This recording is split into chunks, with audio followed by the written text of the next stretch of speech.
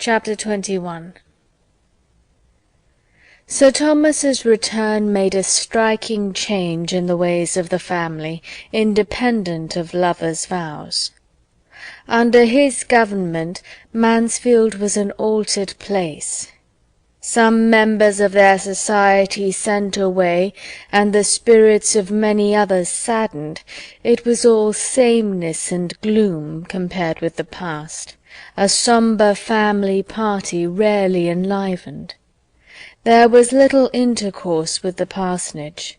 Sir Thomas, drawing back from intimacies in general, was particularly disinclined at this time for any engagements but in one quarter.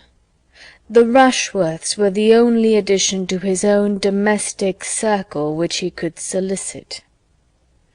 Edmund did not wonder that such should be his father's feelings, nor could he regret anything but the exclusion of the Grants. But they, he observed to Fanny, have a claim. They seem to belong to us. They seem to be part of ourselves. I could wish my father were more sensible of their very great attention to my mother and sisters while he was away. I am afraid they may feel themselves neglected. But the truth is that my father hardly knows them. They had not been here a 12-month when he left England. If he knew them better, he would value their society as it deserves, for they are, in fact, exactly the sort of people he would like. We are sometimes a little in want of animation among ourselves. My sisters seem out of spirits, and Tom is certainly not a disease. Dr. and Mrs. Grant would enliven us, and make our evenings pass away with more enjoyment, even to my father. "Do you think so?" said Fanny. "In my opinion my uncle would not like any addition.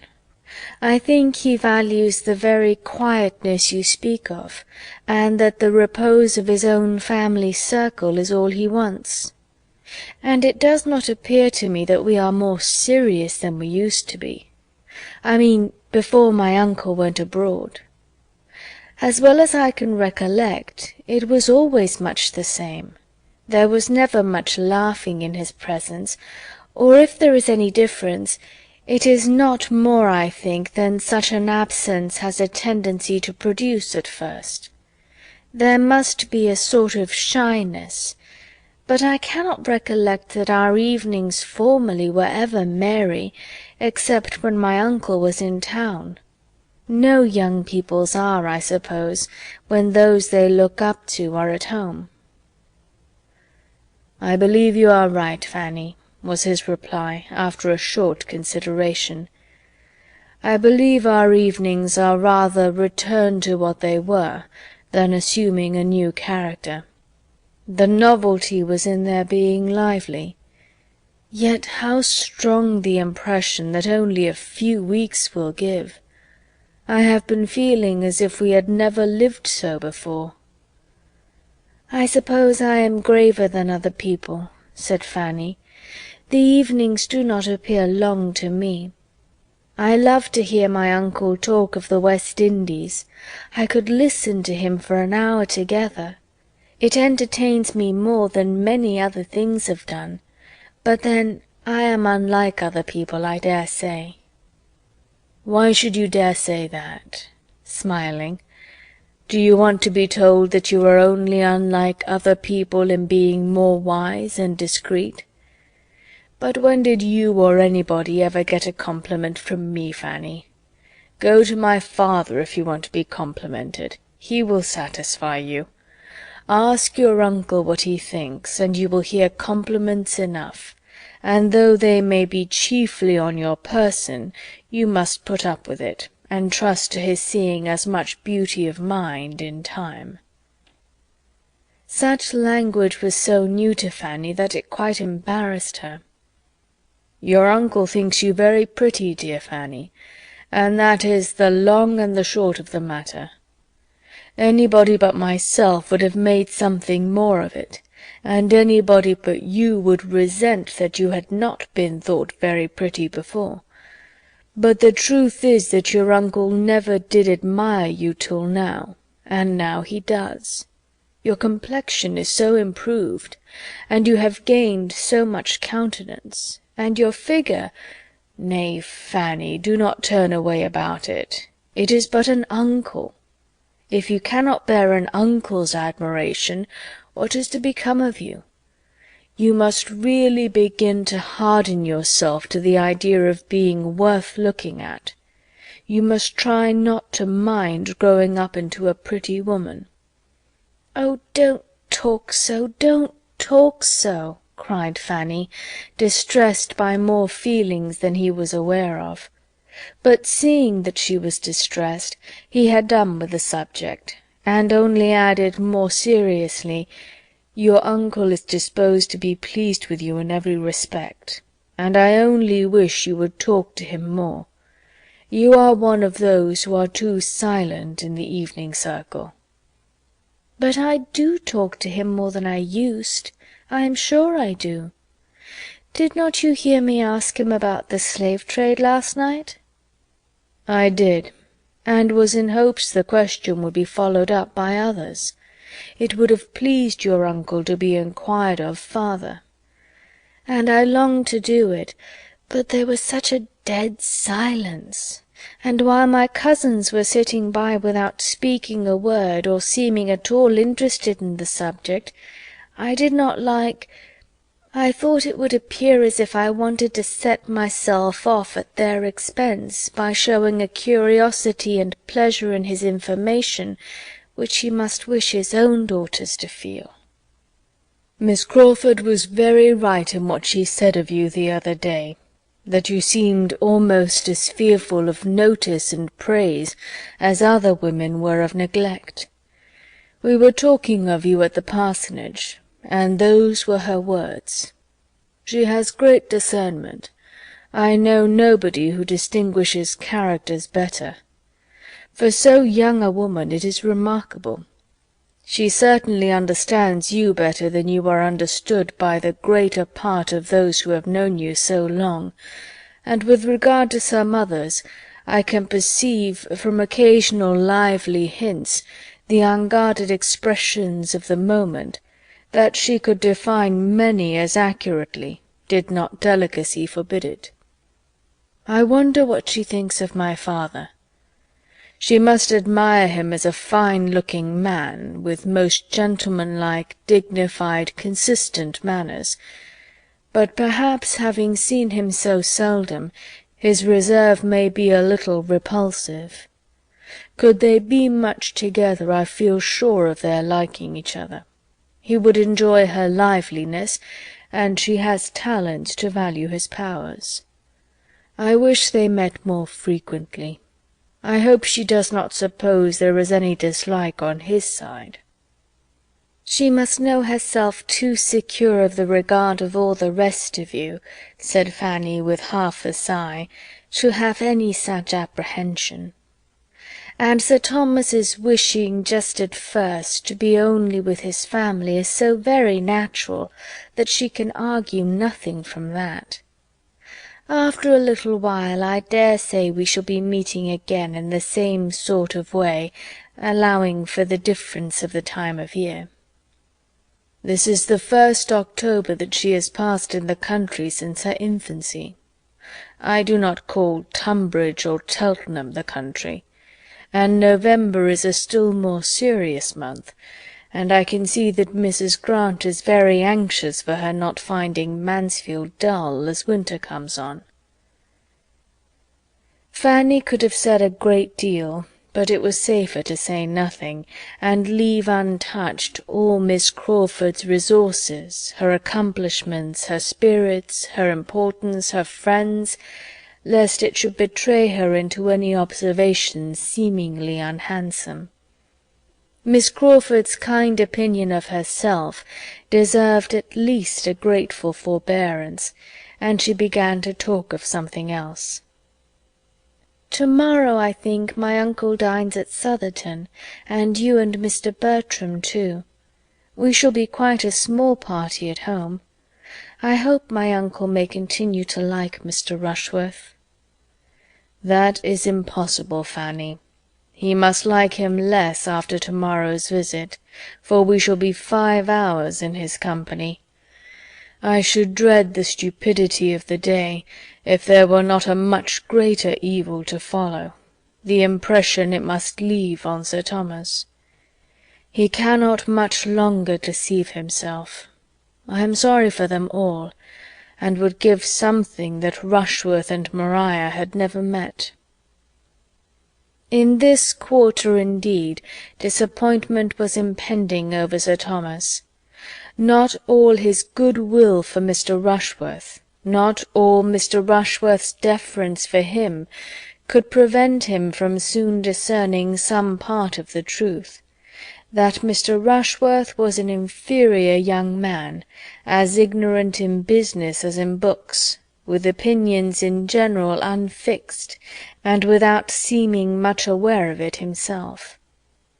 He had expected a very different son-in-law, and beginning to feel grave on Maria's account, tried to understand her feelings. Little observation there was necessary to tell him that indifference was the most favourable state they could be in. Her behaviour to Mr. Rushworth was careless and cold. She could not, did not like him. Sir Thomas resolved to speak seriously to her. Advantageous as would be the alliance, and long-standing and public as was the engagement, her happiness must not be sacrificed to it. Mr. Rushworth had perhaps been accepted on too short an acquaintance, and on knowing him better she was repenting. With solemn kindness Sir Thomas addressed her, told her his fears, inquired into her wishes, entreated her to be open and sincere, and assured her that every inconvenience should be braved, and the connection entirely given up, if she felt herself unhappy in the prospect of it.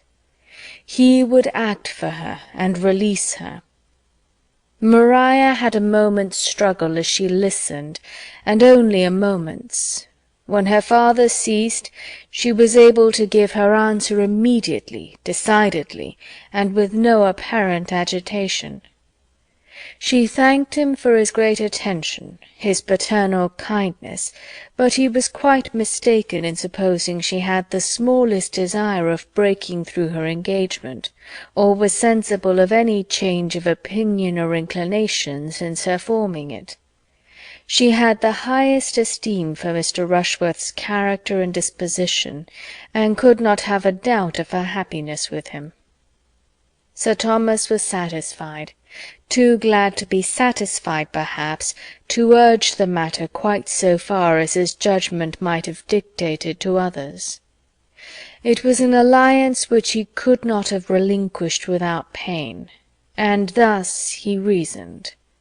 Mr. Rushworth was young enough to improve.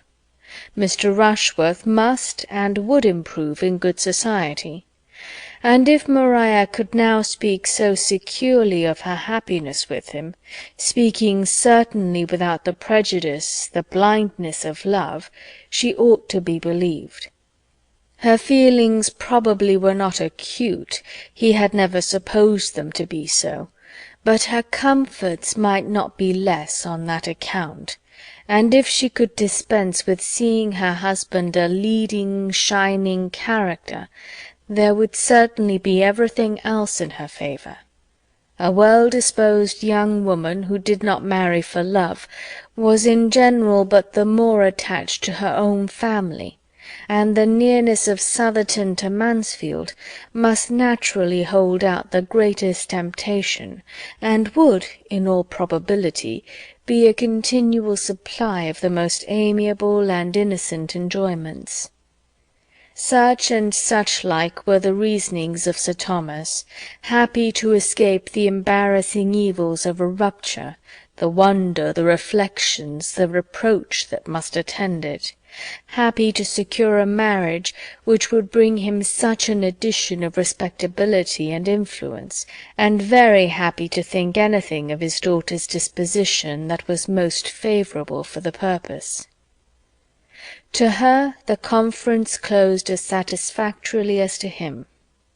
She was in a state of mind to be glad that she had secured her fate beyond recall, that she had pledged herself anew to Southerton, that she was safe from the possibility of giving Crawford the triumph of governing her actions and destroying her prospects, and retired in proud resolve, determined only to behave more cautiously to Mr. Rushworth in future, that her father might not be again suspecting her. Had Sir Thomas applied to his daughter within the first 3 or 4 days after Henry Crawford's leaving Mansfield, before her feelings were at all tranquillized, before she had given up every hope of him, or absolutely resolved on enduring his rival, her answer might have been different. But after another 3 or 4 days, when there was no return, no letter, no message, no symptom of a softened heart, no hope of advantage from separation, her mind became cool enough to seek all the comfort that pride and self-revenge could give. Henry Crawford had destroyed her happiness, but he should not know that he had done it. He should not destroy her credit, her appearance, her prosperity too. He should not have to think of her as pining in the retirement of Mansfield for him, rejecting Southerton and London, independence and splendour for his sake. Independence was more needful than ever, the want of it at Mansfield more sensibly felt. She was less and less able to endure the restraint which her father imposed. The liberty which his absence had given was now become absolutely necessary. She must escape from him and Mansfield as soon as possible, and find consolation in fortune and consequence, bustle, and the world, for a wounded spirit. Her mind was quite determined, and varied not. To such feelings delay, even the delay of much preparation, would have been an evil, and Mr. Rushworth could hardly be more impatient for the marriage than herself. In all the important preparations of the mind she was complete, being prepared for matrimony by an hatred of home, restraint, and tranquillity, by the misery of disappointed affection, and contempt of the man she was to marry. The rest might wait. The preparations of new carriages and furniture might wait for London and spring, when her own taste could have fairer play. The principals being all agreed in this respect, it soon appeared that a very few weeks would be sufficient for such arrangements as must precede the wedding. Mrs. Rushworth was quite ready to retire, and make way for the fortunate young woman whom her dear son had selected, and very early in November removed herself, her maid, her footman, and her chariot, with the true dowager propriety, to Bath, there to parade over the wonders of Southerton in her evening parties, enjoying them as thoroughly, perhaps, in the animation of a card-table, as she had ever done on the spot. And before the middle of the same month the ceremony had taken place, which gave Southerton another mistress. It was a very proper wedding. The bride was elegantly dressed, the 2 bridesmaids were duly inferior, her father gave her away, her mother stood with salts in her hand, expecting to be agitated, her aunt tried to cry, and the service was impressively read by Dr. Grant.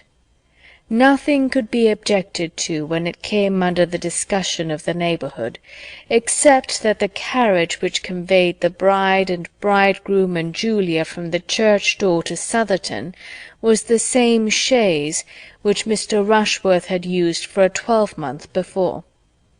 In everything else the etiquette of the day might stand the strictest investigation. It was done, and they were gone. Sir Thomas felt as an anxious father must feel, and was indeed experiencing much of the agitation which his wife had been apprehensive of for herself, but had fortunately escaped. Mrs. Norris, most happy to assist in the duties of the day by spending it at the Park to support her sister's spirits, and drinking the health of Mr. and Mrs. Rushworth in a supernumerary glass or two, was all joyous delight, for she had made the match, she had done everything, and no one would have supposed, from her confident triumph, that she had ever heard of conjugal infelicity in her life, or could have the smallest insight into the disposition of the niece who had been brought up under her eye. The plan of the young couple was to proceed after a few days to Brighton, and take a house there for some weeks. Every public place was new to Maria, and Brighton is almost as gay in winter as in summer. When the novelty of amusement there were over, it would be time for the wider range of London. Julia was to go with them to Brighton.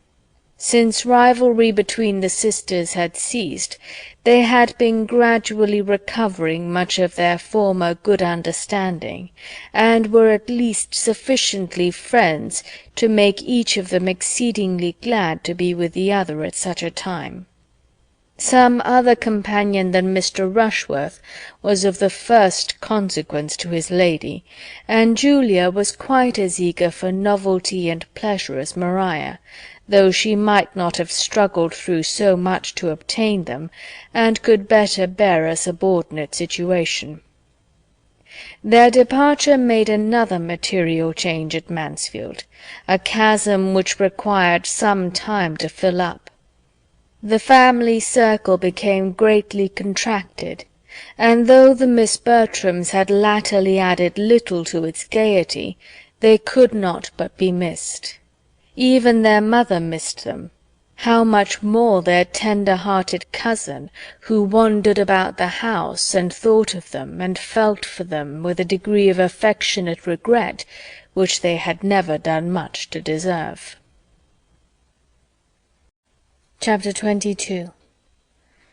Fanny's consequence increased on the departure of her cousins.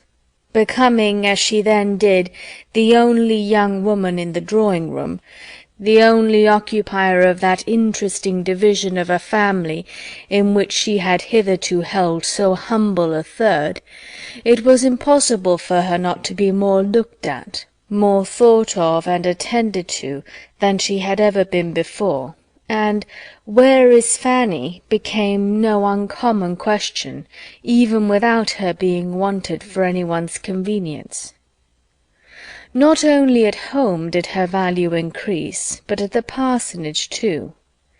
In that house which she had hardly entered twice a year since Mr. Norris's death, she became a welcome, uninvited guest, and in the gloom and dirt of a November day most acceptable to Mary Crawford. Her visits there, beginning by chance, were continued by solicitation. Mrs. Grant, really eager to get any change for her sister, could by the easiest self-deceit persuade herself that she was doing the kindest thing by Fanny, and giving her the most important opportunities of improvement in pressing her frequent calls. Fanny, having been sent into the village on some errand by her Aunt Norris, was overtaken by a heavy shower close to the parsonage, and being descried from one of the windows endeavouring to find shelter under the branches and lingering leaves of an oak just beyond their premises, was forced, though not without some modest reluctance on her part, to come in. A civil servant she had withstood, but when Dr. Grant himself went out with an umbrella, there was nothing to be done but to be very much ashamed, and to get into the house as fast as possible.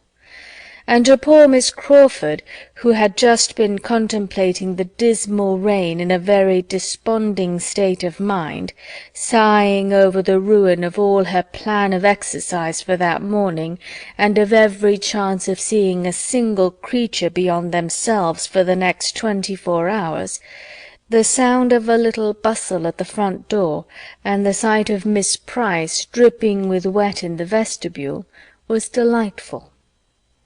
The value of an event on a wet day in the country was most forcibly brought before her. She was all alive again directly, and among the most active in being useful to Fanny, in detecting her to be wetter than she would at first allow, and providing her with dry clothes. And Fanny, after being obliged to submit to all this attention, and to being assisted and waited on by mistresses and maids, being also obliged, on returning downstairs, to be fixed in their drawing-room for an hour while the rain continued, the blessing of something fresh to see and think of was thus extended to Miss Crawford, and might carry on her spirits to the period of dressing and dinner.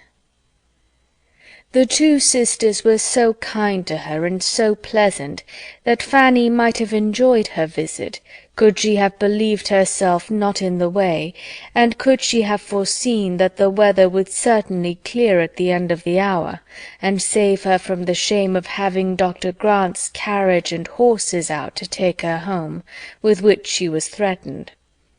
As to anxiety for any alarm that her absence in such weather might occasion at home, she had nothing to suffer on that score, for as her being out was known only to her two aunts, she was perfectly aware that none would be felt, and that in whatever cottage Aunt Norris might choose to establish her during the rain, her being in such cottage would be indubitable to Aunt Bertram. It was beginning to look brighter, when Fanny, observing a harp in the room, asked some questions about it, which soon led to an acknowledgment of her wishing very much to hear it, and a confession, which could hardly be believed, of her having never yet heard it since its being in Mansfield. To Fanny herself it appeared a very simple and natural circumstance. She had scarcely ever been at the parsonage since the instrument's arrival. There had been no reason that she should. But Miss Crawford, calling to mind an early expressed wish on the subject, was concerned at her own neglect, and "Shall I play to you now?" and "What will you have?" were questions immediately following with the readiest good humour. She played accordingly, happy to have a new listener, and a listener who seemed so much obliged, so full of wonder at the performance, and who showed herself not wanting in taste. She played till Fanny's eyes, straying to the window on the weather's being evidently fair, spoke what she felt must be done. "Another quarter of an hour," said Miss Crawford, "and we shall see how it will be. Do not run away the first moment of its holding up. Those clouds look alarming." "But they are passed over," said Fanny. "I have been watching them. This weather is all from the south." "South or north, I know a black cloud when I see it, and you must not set forward while it is so threatening. And besides, I want to play something more to you, a very pretty piece, and your cousin Edmund's prime favourite. You must stay and hear your cousin's favourite."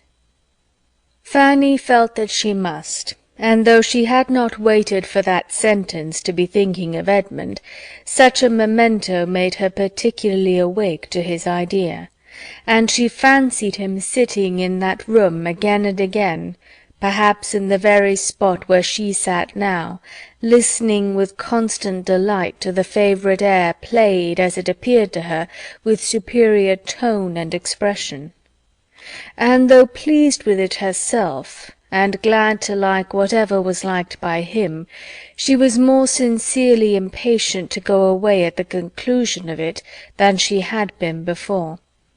and on this being evident, she was so kindly asked to call again, to take them in her walk whenever she could, to come and hear more of the harp, that she felt it necessary to be done, if no objection arose at home.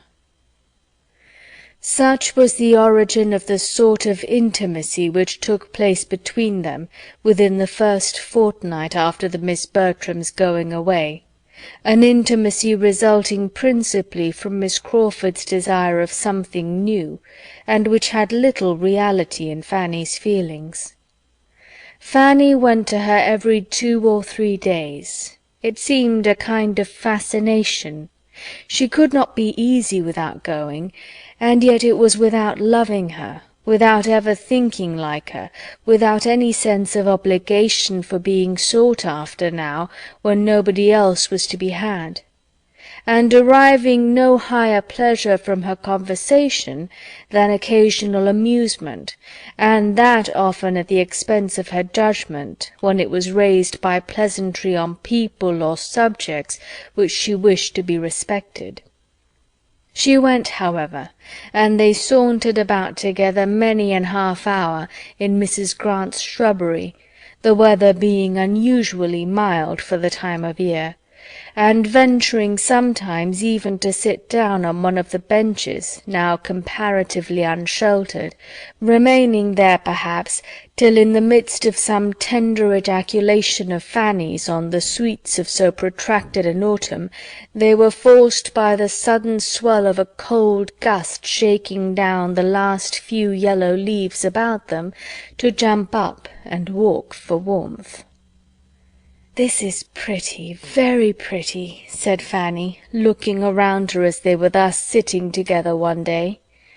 "Every time I come into this shrubbery, I am more struck with its growth and beauty. 3 years ago this was nothing but a rough hedgerow along the upper side of the field, never thought of as anything, or capable of becoming anything, and now it is converted into a walk, and it would be difficult to say whether most valuable as a convenience or an ornament, and perhaps in another 3 years we may be forgetting, almost forgetting, what it was before. How wonderful, how very wonderful the operations of time, and the changes of the human mind!" And following the latter train of thought, she soon afterwards added, "If any one faculty of our nature may be called more wonderful than the rest, I do think it is memory. There seems something more speakingly incomprehensible in the powers, the failures, the inequalities of memory, than in any other of our intelligences. The memory is sometimes so retentive, so serviceable, so obedient; at others so bewildered and so weak, and at others again so tyrannic, so beyond control. We are, to be sure, a miracle every way, but our powers of recollecting and of forgetting do seem particularly past finding out." Miss Crawford, untouched and inattentive, had nothing to say, and Fanny, perceiving it, brought back her own mind to what she thought must interest. "It may seem impertinent in me to praise, but I must admire the taste Mrs. Grant has shown in all this. There is such a quiet simplicity in the plan of the walk, not too much attempted." "Yes," replied Miss Crawford carelessly, "it does very well for a place of this sort. One does not think of extent here, and between ourselves, till I came to Mansfield, I had not imagined a country parson ever aspired to a shrubbery, or anything of the kind." "I am so glad to see the evergreens thrive," said Fanny in reply. "My uncle's gardener always says the soil here is better than his own, and so it appears, from the growth of the laurels and the evergreens in general. The evergreen, how beautiful, how welcome, how wonderful the evergreen! When one thinks of it, how astonishing a variety of nature! In some countries we know the tree that sheds its leaf is the variety, But that does not make it less amazing, that the same soil and the same sun should nurture plants differing in the first rule and law of their existence. You will think me rhapsodizing, but when I am out of doors, especially when I am sitting out of doors, I am very apt to get into this sort of wandering strain.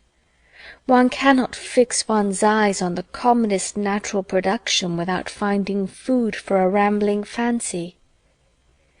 "To say the truth," replied Miss Crawford, "I am something like the famous Doge at the court of Louis XIV, and may declare that I see no wonder in this shrubbery equal to seeing myself in it. If anybody had told me a year ago that this place would be my home, that I should be spending month after month here as I have done, I certainly should not have believed them. I have now been here nearly 5 months, and moreover the quietest 5 months I ever passed. Too quiet for you, I believe?" "I should have thought so theoretically myself, but—" and her eyes brightened as she spoke, "take it all in all, I never spent so happy a summer. But then," with a more thoughtful air and lowered voice, "there is no saying what it may lead to." Fanny's heart beat quick, and she felt quite unequal to surmising or soliciting anything more. Miss Crawford, however, with renewed animation, soon went on. "I am conscious of being far better reconciled to a country residence than I had ever expected to be.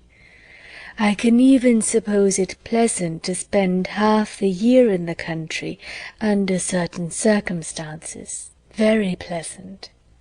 An elegant, moderate-sized house in the centre of family connections, continual engagements among them, commanding the first society in the neighbourhood, looked up to perhaps as leading it even more than those of larger fortune, and turning from the cheerful round of such amusements to nothing worse than a tete-a-tete with the person one feels most agreeable in the world.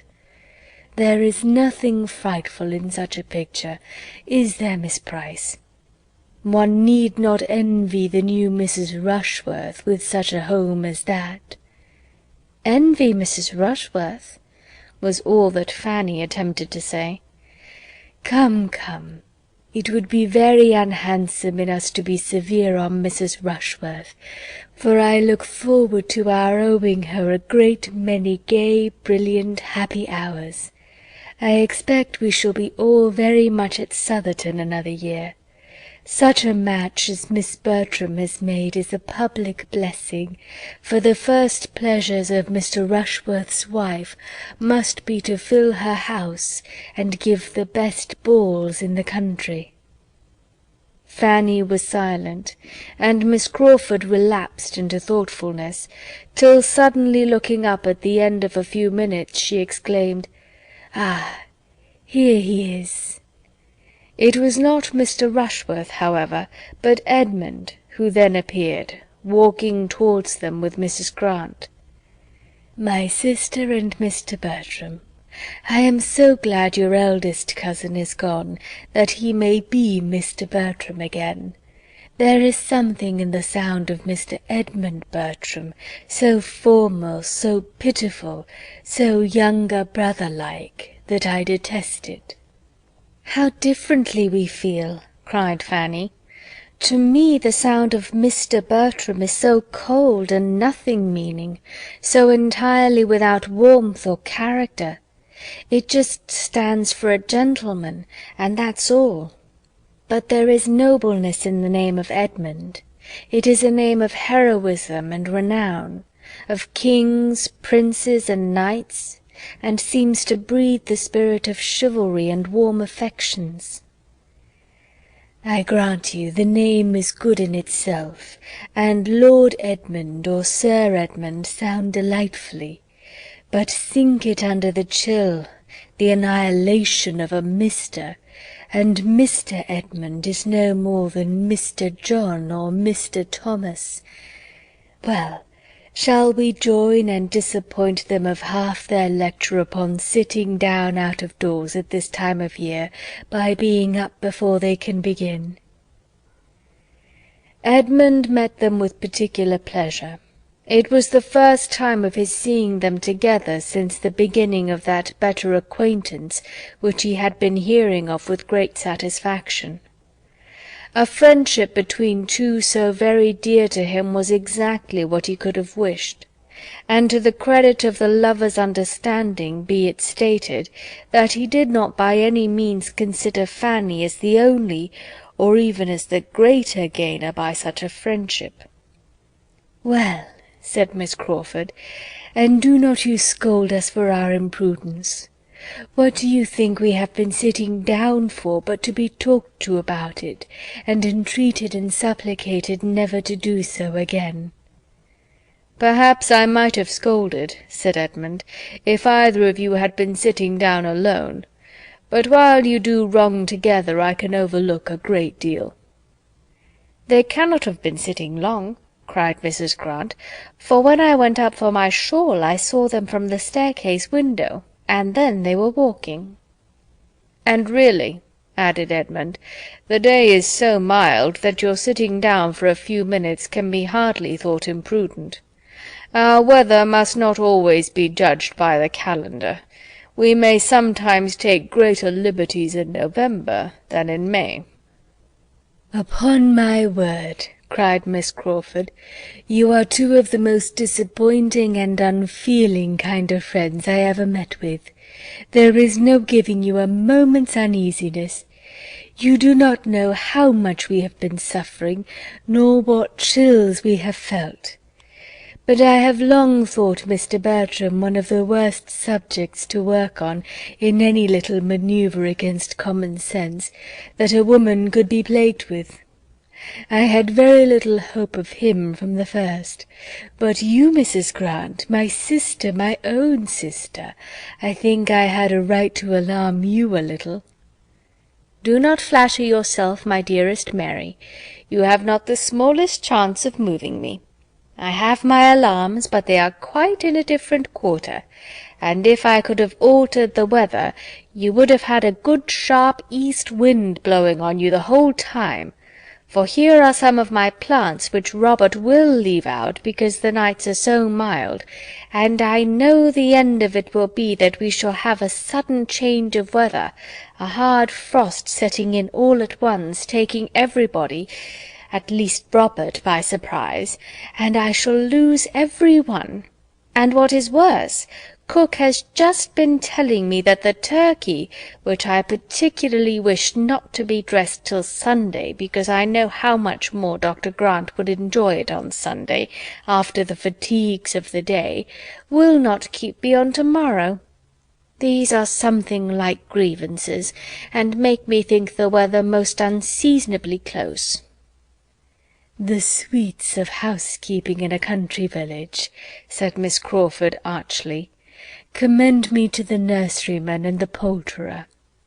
"My dear child, commend Dr. Grant to the deanery of Westminster or St. Paul's, and I should be as glad of your nurseryman or poulterer as you could be. But we have no such people in Mansfield. What would you have me do?" "Oh, you can do nothing but what you do already. Be plagued very often, and never lose your temper." "Thank you. But there is no escaping these little vexations, Mary, live where we may. And when you are settled in town, and I come to see you, I dare say I shall find you with yours, in spite of the nurseryman and the poulterer, or perhaps on their very account. Their remoteness and unpunctuality, or their exorbitant charges and frauds, will be drawing forth bitter lamentations." "I mean to be too rich to lament or to feel anything of the sort. A large income is the best recipe for happiness I ever heard of. It certainly may secure all the myrtle and turkey part of it." "You intend to be very rich," said Edmund, with a look which, to Fanny's eyes, had a great deal of serious meaning. "To be sure. Do not you? Do not we all?" "I cannot intend anything which it must be so completely beyond my power to command. Miss Crawford may choose her degree of wealth. She has only to fix on her number of thousands a year, and there can be no doubt of their coming. My intentions are only not to be poor." "By moderation and economy, and bringing down your wants to your income, and all that. I understand you, and a very proper plan it is for a person at your time of life, with such limited means and indifferent connections. What can you want but a decent maintenance? You have not much time before you, and your relations are in no situation to do anything for you, or to mortify you by the contrast of their own wealth and consequence. Be honest and poor by all means, but I shall not envy you. I do not much think I shall even respect you. I have a much greater respect for those that are honest and rich." "Your degree of respect for honesty, rich or poor, is precisely what I have no manner of concern with. I do not mean to be poor. Poverty is exactly what I have determined against. Honesty, in the something between, in the middle state of worldly circumstances, is all that I am anxious for your not looking down on." "But I do look down upon it, if it might have been higher. I must look down upon anything contented with obscurity, when it might rise to distinction." "But how may it rise? How may my honesty, at least, rise to any distinction?" This was not so very easy a question to answer, and occasioned an "Oh!" of some length from the fair lady before she could add, "You ought to be in Parliament, or you should have gone into the army 10 years ago." "That is not much to the purpose now, and as to my being in Parliament, I believe I must wait till there is an especial assembly for the representation of younger sons who have little to live on. No, Miss Crawford," he added, in a more serious tone, "there are distinctions which I should be miserable if I thought myself without any chance, absolutely without chance or possibility of obtaining, but they are of a different character." A look of consciousness as he spoke, and what seemed a consciousness of manner on Miss Crawford's side as she made some laughing answer, was sorrowful food for Fanny's observation, and finding herself quite unable to attend as she ought to Mrs. Grant, by whose side she was now following the others, she had nearly resolved on going home immediately, and only waited for courage to say so, when the sound of the great clock at Mansfield Park striking 3 made her feel that she really had been much longer absent than usual, and brought the previous self-inquiry of whether she should take leave or not just then, and how, to a very speedy issue.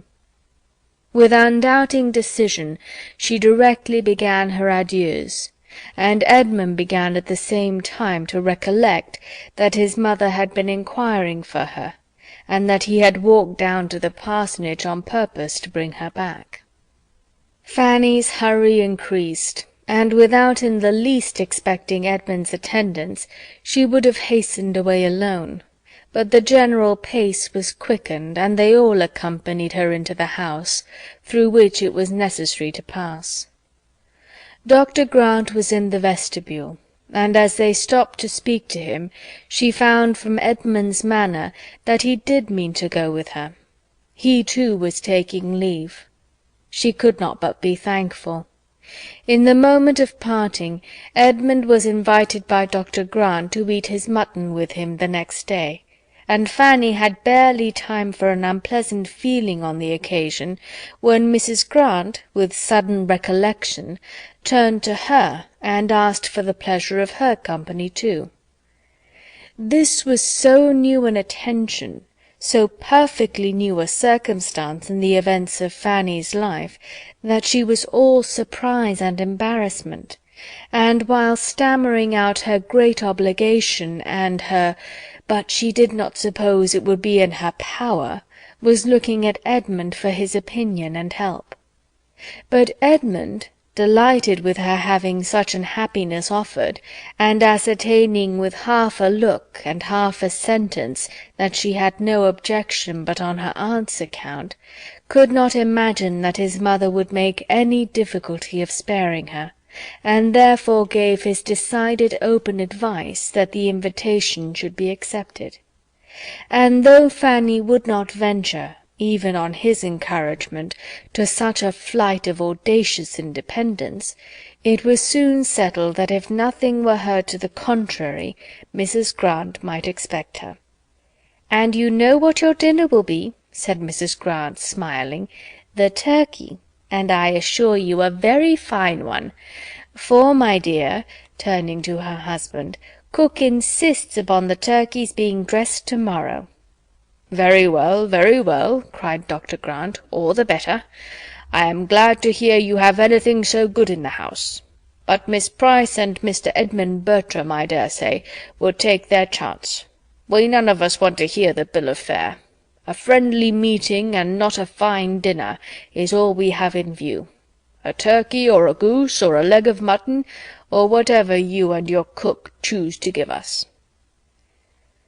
The two cousins walked home together, and except in the immediate discussion of this engagement, which Edmund spoke of with the warmest satisfaction, as so particularly desirable for her, in the intimacy which he saw with so much pleasure established, it was a silent walk, for having finished that subject, he grew thoughtful and indisposed for any other. Chapter 23. "But why should Mrs. Grant ask Fanny?" said Lady Bertram. "How came she to think of asking Fanny? Fanny never dines there, you know, in this sort of way. I cannot spare her, and I am sure she does not want to go. Fanny, you do not want to go, do you?" "If you put such a question to her," cried Edmund, preventing his cousin speaking, "Fanny will immediately say no. But I am sure, my dear mother, she would like to go, and I can see no reason why she should not." "I cannot imagine why Mrs. Grant should think of asking her. She never did before. She used to ask your sisters now and then, but she never asked Fanny." "If you cannot do without me, ma'am," said Fanny in a self-denying tone, "but my mother will have my father with her all the evening."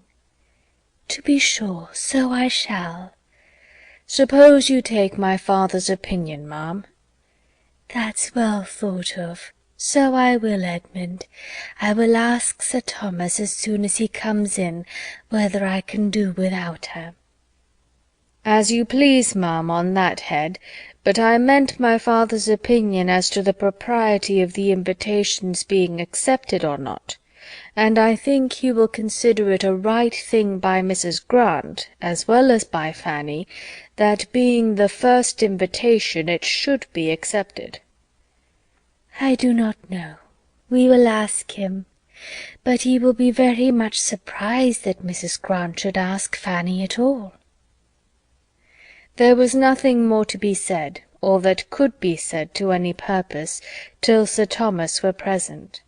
But the subject involving, as it did, her own evening's comfort for the morrow, was so much uppermost in Lady Bertram's mind, that half an hour afterwards, on his looking in for a minute in his way from his plantation to his dressing-room, she called him back again, when he had almost closed the door, with, "Sir Thomas, stop a moment, I have something to say to you." Her tone of calm languor, for she never took the trouble of raising her voice, was always heard and attended to, and Sir Thomas came back. Her story began, and Fanny immediately slipped out of the room, for to hear herself the subject of any discussion with her uncle was more than her nerves could bear. She was anxious, she knew, more anxious perhaps than she ought to be, for what was it, after all, whether she went or stayed? But if her uncle were to be a great while considering and deciding, and with very grave looks, and those grave looks directed to her, and at last decide against her, she might not be able to appear properly submissive and indifferent. Her cause meanwhile went on well. It began on Lady Bertram's part with, "I have something to tell you which will surprise you. Mrs. Grant has asked Fanny to dinner." "Well," said Sir Thomas, as if waiting more to accomplish the surprise. "Edmund wants her to go, but how can I spare her?" "She will be late," said Sir Thomas, taking out his watch. "But what is your difficulty?" Edmund found himself obliged to speak and fill up the blanks in his mother's story. He told the whole, and she had only to add, "So strange, for Mrs. Grant never used to ask her." "But is it not very natural," observed Edmund, "that Mrs. Grant should wish to procure so agreeable a visitor for her sister?" "Nothing can be more natural," said Sir Thomas, after a short deliberation. "Nor, were there no sister in the case, could anything, in my opinion, be more natural. Mrs. Grant's showing civility to Miss Price, to Lady Bertram's niece, could never want explanation. The only surprise I can feel is that this should be the first time of its being paid. Fanny was perfectly right in giving only a conditional answer. She appears to feel as she ought. But as I conclude that she must wish to go, since all young people like to be together, I can see no reason why she should be denied the indulgence." "But can I do without her, Sir Thomas?" "Indeed I think you may." "She always makes tea, you know, when my sister is not here." "Your sister perhaps may be prevailed on to spend the day with us, and I shall certainly be at home." "Very well, then. Fanny may go, Edmund." The good news soon followed her. Edmund knocked at her door in his way to his own. "Well, Fanny, it is all happily settled, and without the smallest hesitation on your uncle's side. He had but one opinion. You are to go." "Thank you, I am so glad," was Fanny's instinctive reply, though when she had turned from him and shut the door, she could not help feeling, "And yet why should I be glad? For am I not certain of seeing or hearing something there to pain me?" In spite of this conviction, however, she was glad. Simple as such an engagement might appear in other eyes, it had novelty and importance in hers, for excepting the day at Southerton, she had scarcely ever dined out before, and though now going only half a mile, and only to 3 people, still it was dining out, and all the little interests of preparation were enjoyments in themselves. She had neither sympathy nor assistance from those who ought to have entered into her feelings and directed her taste, for Lady Bertram never thought of being useful to anybody, and Mrs. Norris, when she came on the morrow, in consequence of an early call and invitation from Sir Thomas, was in a very ill humour, and seemed intent only on lessening her niece's pleasure, both present and future, as much as possible. "Upon my word, Fanny, you are in high luck to meet with such attention and indulgence. You ought to be very much obliged to Mrs. Grant for thinking of you, and to your aunt for letting you go, and you ought to look upon it as something extraordinary. For I hope you are aware that there is no real occasion for your going into company in this sort of way, or ever dining out at all, and it is what you must not depend on upon ever being repeated. Nor must you be fancying that the invitation is meant as any particular compliment to you. The compliment is intended to your uncle and aunt, and me." Mrs. Grant thinks it a civility due to us to take a little notice of you, or else it would never have come into her head, and you may be very certain that if your cousin Julia had been at home, you would not have been asked at all." Mrs. Norris had now so ingeniously done away all Mrs. Grant's part of the favour, that Fanny, who found herself expected to speak, could only say that she was very much obliged to her Aunt Bertram for sparing her, and that she was endeavouring to put her aunt's evening work in such a state as to prevent her being missed. "Oh, depend upon it, your aunt can do very well without you, or you would not be allowed to go. I shall be here, so you may be quite easy about your aunt, and I hope you will have a very agreeable day and find it all mighty delightful.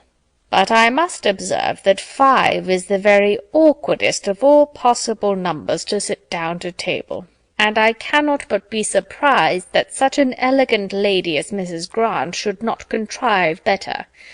And round their enormous great wide table, too, which fills up the room so dreadfully.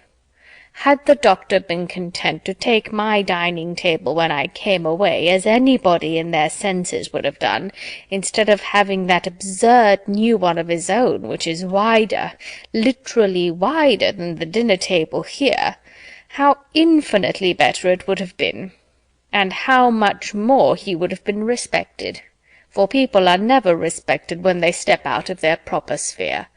Remember that, Fanny. 5. Only 5 to be sitting round that table. However, you will have dinner enough on it for 10, I dare say." Mrs. Norris fetched breath and went on again. "The nonsense and folly of people stepping out of their rank and trying to appear above themselves makes me think it right to give you a hint, Fanny, now that you are going into company without any of us, and I do beseech you and entreat you not to be putting yourself forward, and talking and giving your opinion as if you were one of your cousins, as if you were dear Mrs. Rushworth or Julia. That will never do, believe me. Remember, wherever you are, you must be the lowest and last, and though Miss Crawford is in a manner at home at the parsonage, you are not to be taking place of her. And as to coming away at night, you are to stay just as long as Edmund chooses. Leave him to settle that." "Yes, ma'am, I should not think of doing anything else." "And if it should rain, which I think exceedingly likely, for I never saw it more threatening for a wet evening in my life, you must manage as well as you can, and not be expecting the carriage to be sent for you. I certainly do not go home to-night, and therefore the carriage will not be out on my account, so you must make up your mind to what may happen, and take your things accordingly." Her niece thought it perfectly reasonable. She rated her own claims to comfort as low as even Mrs. Norris could, and when Sir Thomas soon afterwards, just opening the door, said, "Fanny, at what time would you have the carriage come round?" she felt a degree of astonishment which made it impossible for her to speak. "My dear Sir Thomas," cried Mrs. Norris, red with anger, "Fanny can walk." "Walk?" repeated Sir Thomas, in a tone of most unanswerable dignity, and coming farther into the room. "My niece walk to a dinner engagement at this time of the year? Will 20 minutes after 4 suit you?" "Yes, sir," was Fanny's humble answer, given with the feelings almost of a criminal towards Mrs. Norris, and not bearing to remain with her in what might seem a state of triumph, she followed her uncle out of the room, having stayed behind him only long enough to hear these words spoken in angry agitation. "Quite unnecessary. A great deal too kind. But Edmund goes, true, it is upon Edmund's account. I observed he was hoarse on Thursday night." But this could not impose on Fanny.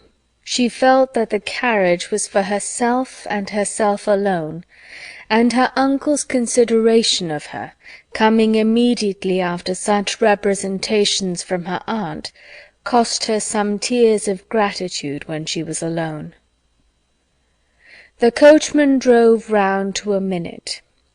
Another minute brought down the gentleman, and as the lady had, with a most scrupulous fear of being late, been many minutes seated in the drawing-room, Sir Thomas saw them off in as good time as his own correctly punctual habits required. "Now I must look at you, Fanny," said Edmund, with the kind smile of an affectionate brother, "and tell you how I like you. And as well as I can judge by this light, you look very nicely indeed. What have you got on?" "The new dress that my uncle was so good as to give me on my cousin's marriage. I hope it is not too fine, but I thought I ought to wear it as soon as I could, and that I might not have such another opportunity all the winter. I hope you do not think me too fine?" "A woman can never be too fine while she is all in white. No, I see no finery about you, nothing but what is perfectly proper. Your gown seems very pretty. I like these glossy spots. Has not Miss Crawford a gown something the same?" In approaching the parsonage they passed close by the stable-yard and coach-house. "Heyday!" said Edmund, "here's company, here's a carriage. Who have they got to meet us?" And letting down the side-glass to distinguish, "'Tis Crawford's barouche, I protest. There are his own 2 men pushing it back into its old quarters. He is here, of course. This is quite a surprise, Fanny. I shall be very glad to see him." There was no occasion, there was no time for Fanny to say how very differently she felt, but the idea of having such another to observe her was a great increase of the trepidation with which she performed the very awful ceremony of walking into the drawing-room. In the drawing-room Mr. Crawford certainly was, having been just long enough arrived to be ready for dinner, and the smiles and pleased looks of the 3 others standing round him showed how welcome was his sudden resolution of coming to them for a few days on leaving Bath. A very cordial meeting passed between him and Edmund, and with the exception of Fanny, the pleasure was general, and even to her there might be some advantage in his presence, since every addition to the party must rather forward her favourite indulgence of being suffered to sit silent and unattended to.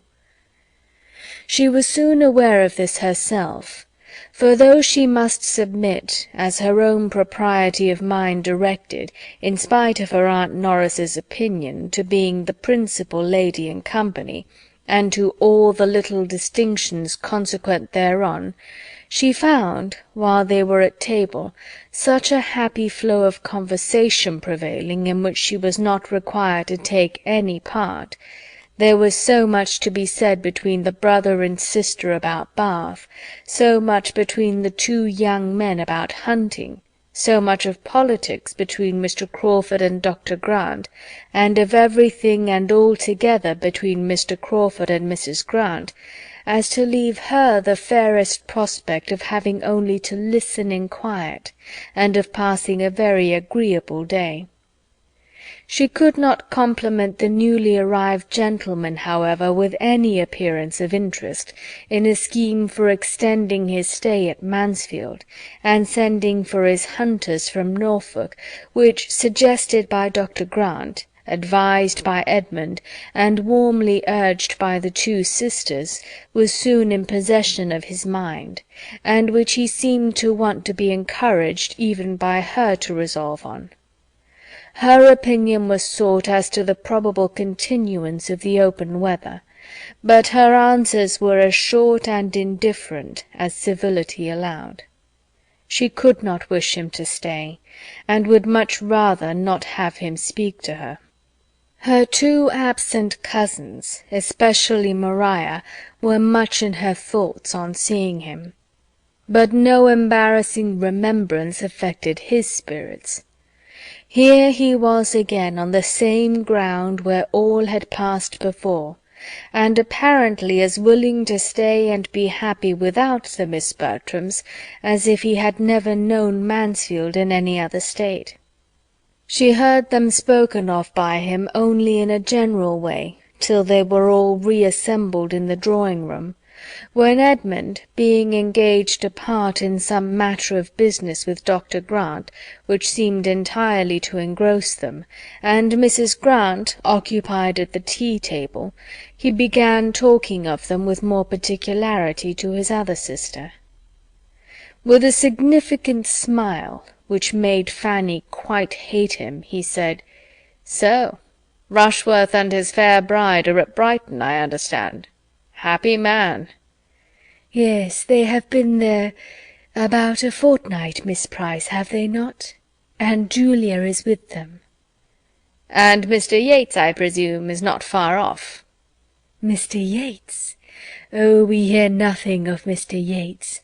I do not imagine he figures much in the letters to Mansfield Park. Do you, Miss Price? I think my friend Julia knows better than to entertain her father with Mr. Yates." "Poor Rushworth and his 42 speeches," continued Crawford. "Nobody can ever forget them. Poor fellow! I see him now, his toil and his despair. Well, I am much mistaken if his lovely Maria will ever want him to make 42 speeches to her," adding with a momentary seriousness, "she is too good for him, much too good." And then, changing his tone again to one of gentle gallantry, and addressing Fanny, he said, "You were Mr. Rushworth's best friend. Your kindness and patience can never be forgotten. Your indefatigable patience in trying to make it possible for him to learn his part, in trying to give him a brain which nature had denied, to mix up an understanding for him out of the superfluity of your own. He might not have sense enough himself to estimate your kindness, but I may venture to say that it had honour from all the rest of the party." Fanny coloured and said nothing. "It is as a dream, a pleasant dream," he exclaimed, breaking forth again after a few minutes' musing. "I shall always look back on our theatricals with exquisite pleasure. There was such an interest, such an animation, such a spirit diffused. Everybody felt it. We were all alive. There was employment, hope, solicitude, bustle for every hour of the day. Always some little objection, some little doubt, some little anxiety to be got over. I never was happier." With silent indignation Fanny repeated to herself, "Never happier?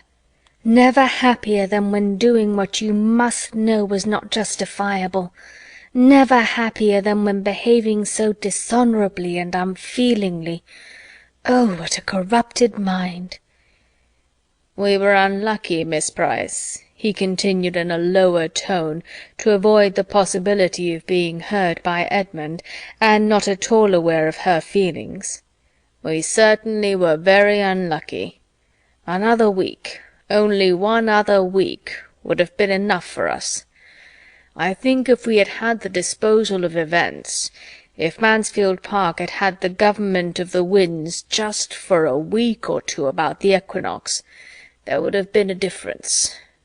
Not that we would have endangered his safety by any tremendous weather, but only by a steady contrary wind, or a calm.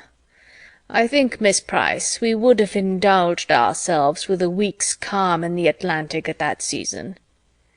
He seemed determined to be answered, and Fanny, averting her face, said with a firmer tone than usual, "As far as I am concerned, sir, I would not have delayed his return for a day. My uncle disapproved it all so entirely when he did arrive, that in my opinion everything had gone quite far enough." She had never spoken so much at once to him in her life before, and never so angrily to any one, and when her speech was over she trembled and blushed at her own daring. He was surprised, but after a few moments' silent consideration of her, replied in a calmer, graver tone, and as if the candid result of conviction, "I believe you are right. It was more pleasant than prudent. We were getting too noisy." And then, turning the conversation, he would have engaged her on some other subject, but her answers were so shy and reluctant that he could not advance in any. Miss Crawford, who had been repeatedly eyeing Dr. Grant and Edmund, now observed, "Those gentlemen must have some very interesting point to discuss." "The most interesting in the world," replied her brother. "How to make money, how to turn a good income into a better. Dr. Grant is giving Bertram instructions about the living he is to step into so soon. I find he takes orders in a few weeks. They were at it in the dining-parlour. I am glad to hear Bertram will be so well off. He will have a very pretty income to make ducks and drakes with, and earned without much trouble. I apprehend he will not have less than 700 a year. 700 a year is a fine thing for a younger brother. And as of course he will still live at home, it will be all for his menu plaisir, and a sermon at Christmas and Easter, I suppose, will be the sum total of sacrifice." His sister tried to laugh off her feelings by saying, "Nothing amuses me more than the easy manner with which everybody settles the abundance of those who have a great deal less than themselves. You would look rather blank, Henry, if your menu plaisir were to be limited to 700 a year." "Perhaps I might, but all that you know is entirely comparative. Birthright and habit must settle the business. Bertram is certainly well off for a cadet of even a baronet's family. By the time he is 4 or 25, he will have 700 a year, and nothing to do for it." Miss Crawford could have said that there would be a something to do and to suffer for it, which she could not think lightly of, but she checked herself and let it pass, and tried to look calm and unconcerned when the two gentlemen shortly afterwards joined them. "Bertram," said Henry Crawford, "I shall make a point of coming to Mansfield to hear you preach your first sermon. I shall come on purpose to encourage a young beginner. When is it to be? Miss Price, will not you join me in encouraging your cousin? Will not you engage to attend with your eyes steadily fixed on him the whole time, as I shall do, not to lose a word, or only looking off just to note down any sentence preeminently beautiful? We will provide ourselves with tablets and a pencil. When will it be? You must preach at Mansfield, you know, that Sir Thomas and Lady Bertram may hear you." "I shall keep clear of you, Crawford, as long as I can," said Edmund, "for you would be more likely to disconcert me, and I should be more sorry to see you trying at it than almost any other man." "Will he not feel this?" thought Fanny. "No, he can feel nothing as he ought." The party being now all united, and the chief talkers attracting each other, she remained in tranquillity. And as a whist-table was formed after tea, formed really for the amusement of Dr. Grant, by his attentive wife, though it was not to be supposed so, and Miss Crawford took her harp, she had nothing to do but listen, and her tranquillity remained undisturbed the rest of the evening, except when Mr. Crawford now and then addressed to her a question or observation which she could not avoid answering. Miss Crawford was too much vexed by what had passed to be in a humour for anything but music. With that she soothed herself and amused her friend.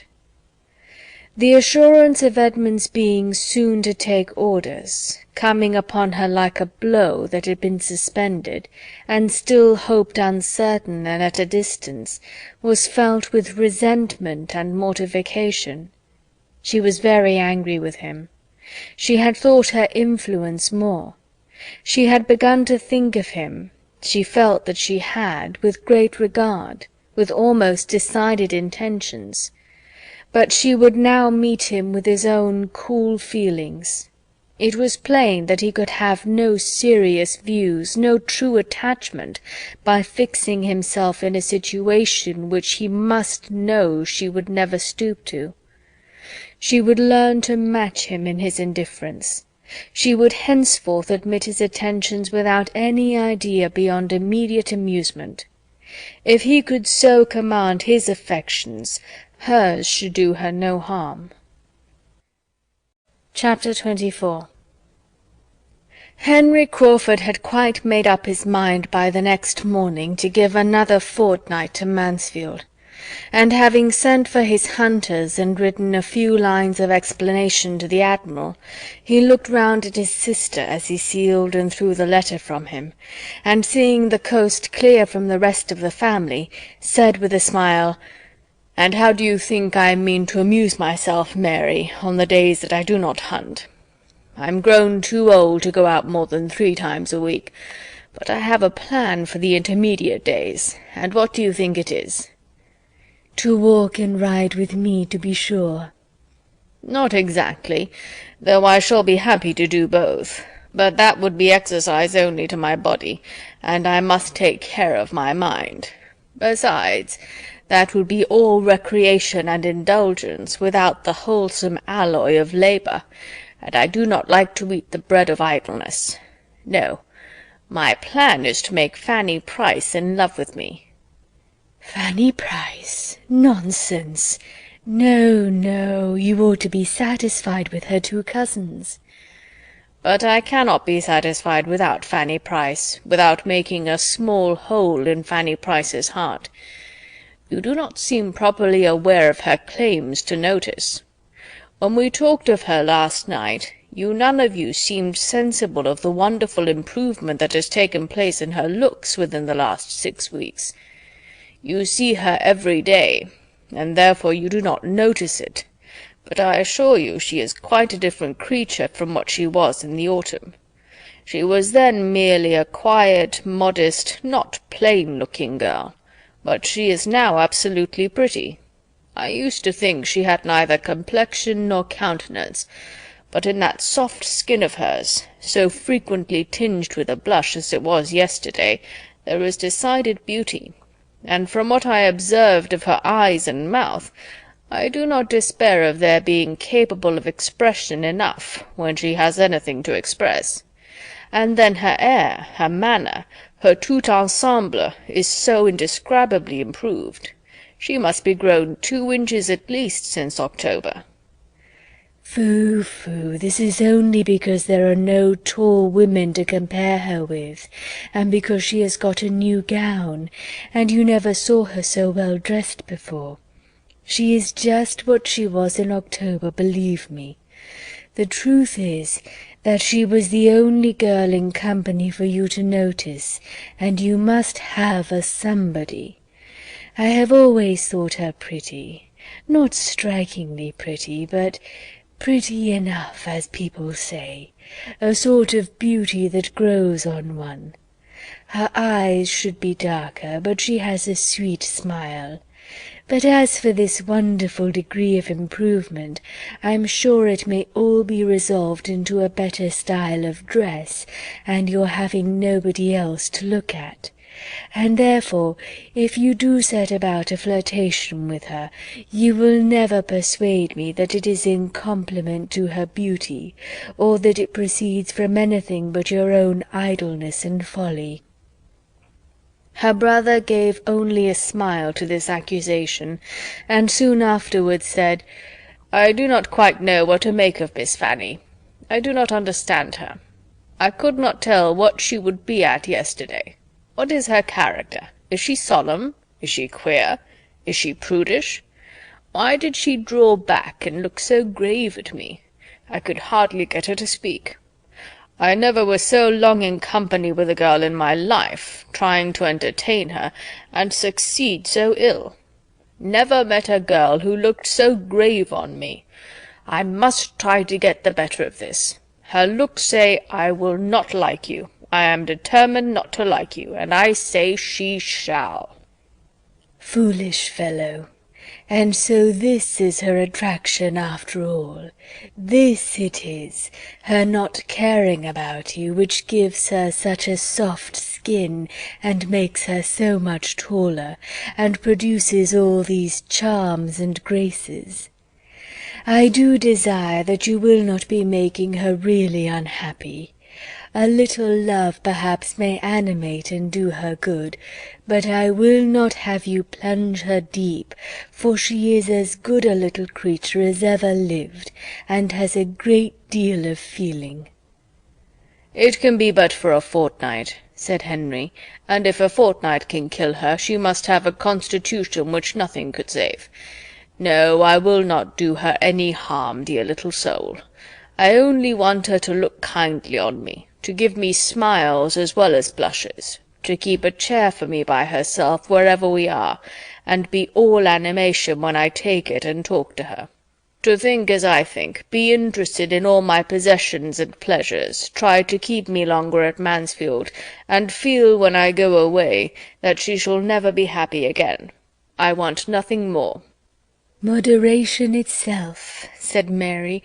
"I can have no scruples now.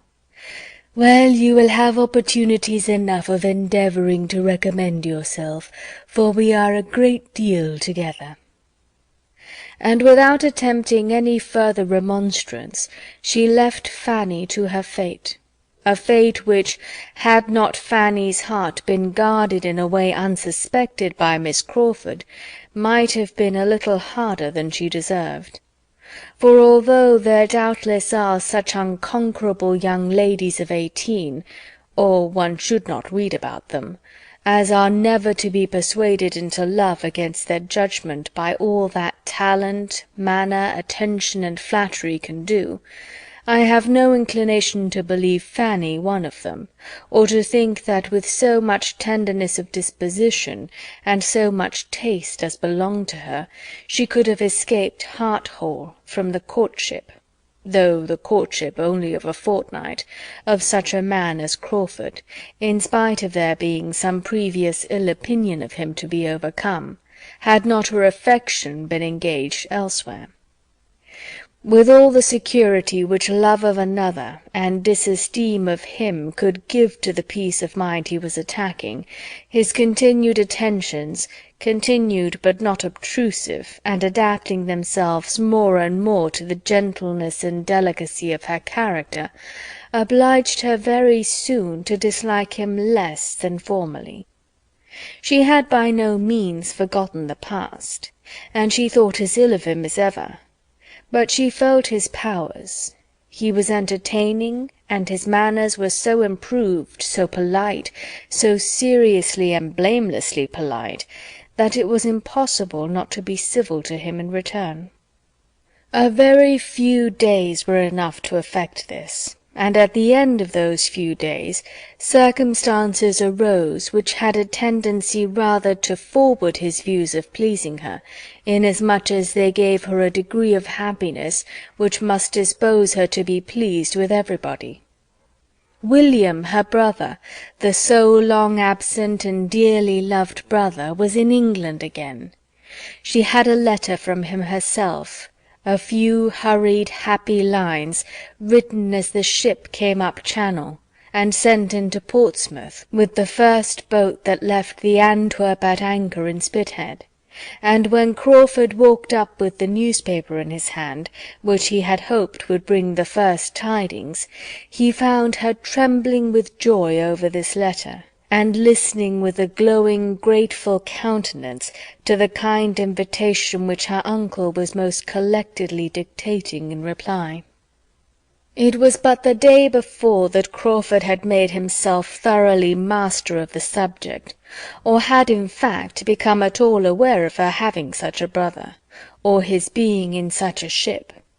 But the interest then excited had been very properly lively, determining him on his return to town to apply for information as to the probable period of the Antwerp's return from the Mediterranean, etc., and the good luck which attended his early examination of ship news the next morning seemed the reward of his ingenuity in finding out such a method of pleasing her, as well as of his dutiful attention to the Admiral in having for many years taken in the paper esteemed to have the earliest naval intelligence. He proved, however, to be too late.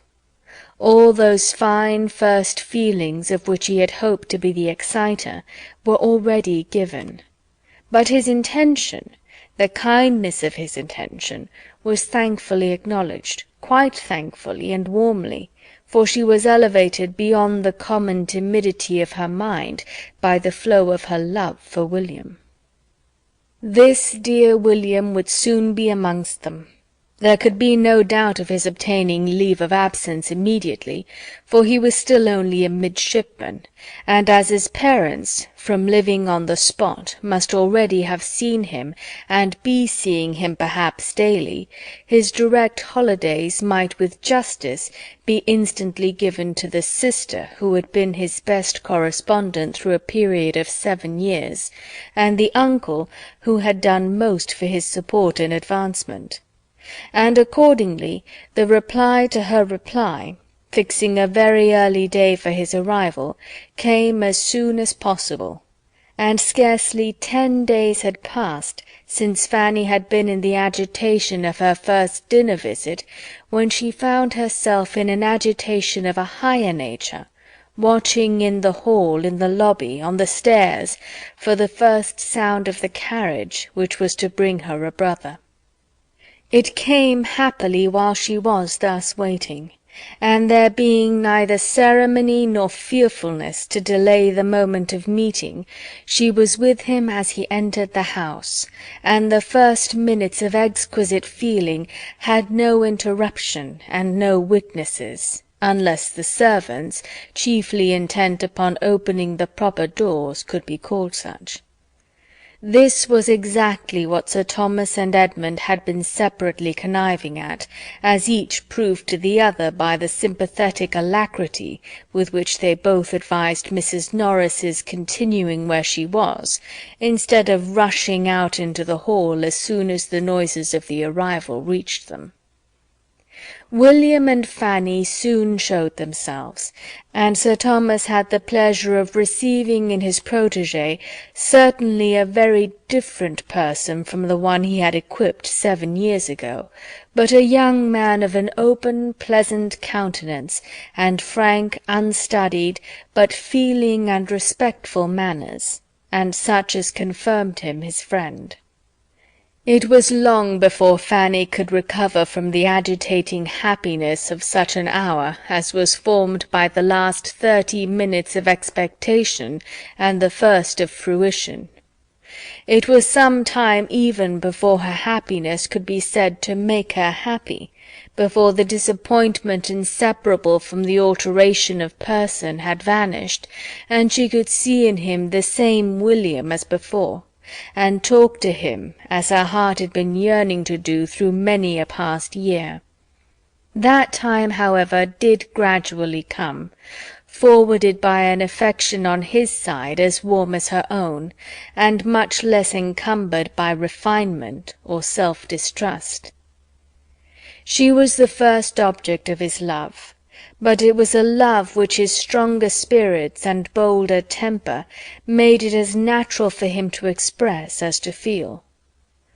On the morrow they were walking about together with true enjoyment, and every succeeding morrow renewed a tete-a-tete, which Sir Thomas could not but observe with complacency, even before Edmund had pointed it out to him. Excepting the moments of peculiar delight, which any marked or unlooked-for instance of Edmund's consideration of her in the last few months had excited, Fanny had never known so much felicity in her life as in this unchecked, equal, fearless intercourse with the brother and friend who was opening all his heart to her, telling her all his hopes and fears, plans and solicitudes respecting that long thought of, dearly earned, and justly valued blessing of promotion, who could give her direct and minute information of the father and mother, brothers and sisters, of whom she very seldom heard, who was interested in all the comforts and all the little hardships of her home at Mansfield, ready to think of every member of that home as she directed, or differing only by a less scrupulous opinion and more noisy abuse of their Aunt Norris, and with whom, perhaps the dearest indulgence of the whole, all the evil and good of their earliest years could be gone over again, and every former united pain and pleasure retraced with the fondest recollection. An advantage this, a strengthener of love, in which even the conjugal tie is beneath the fraternal. Children of the same family, the same blood, with the same first associations and habits, have some means of enjoyment in their power which no subsequent connections can supply. And it must be by a long and unnatural estrangement, by a divorce which no subsequent connection can justify, if such precious remains of the earliest attachments are ever entirely outlived. Too often, alas, it is so. Fraternal love, sometimes almost everything, is at others worse than nothing. But with William and Fanny Price it was still a sentiment in all its prime and freshness, wounded by no opposition of interest, cooled by no separate attachment, and feeling the influence of time and absence only in its increase. An affection so amiable was advancing each in the opinion of all who had hearts to value anything good. Henry Crawford was as much struck with it as any. He honoured the warm-hearted, blunt fondness of the young sailor, which led him to say, with his hand stretched towards Fanny's head, "Do you know, I begin to like that queer fashion already, though when I first heard of such things being done in England I could not believe it, and when Mrs. Brown and the other women of the commissioners at Gibraltar appeared in the same trim, I thought they were mad.